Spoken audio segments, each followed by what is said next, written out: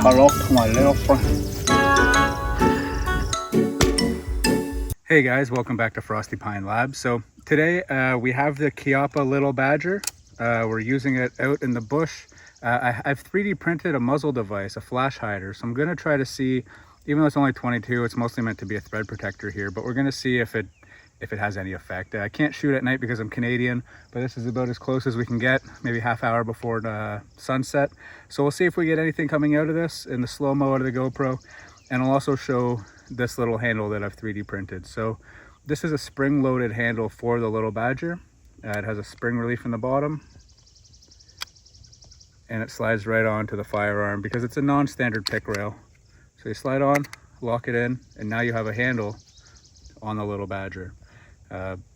Very handy. It stops it from folding all the way.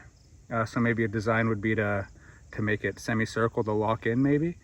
But other than that, yeah, let's get to work and see. Oh, I've also wrapped a little bit of paracord here. Just without the handle, it made it a little better to grip.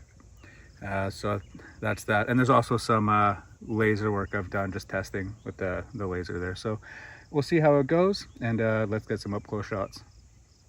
I have an idea for my GoPro. All right, guys, so this is the Little Badger here. We load it with a 22 round. This is a subsonic round, so it should be fairly quiet. We see it sits on the ejector, and as we snap it closed, it's closed. It's not cocked, it is in safety. It has that automatic safety when you close it there. So we're gonna cock it, and we're just gonna hear how quiet the subsonic rounds are.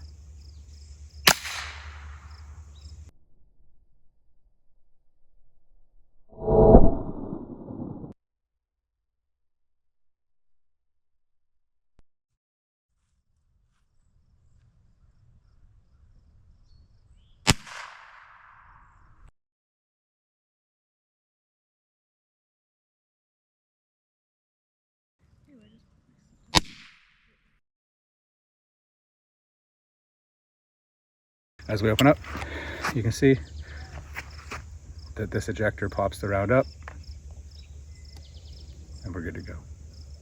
All right, so first let's clear the gun here, nothing in there.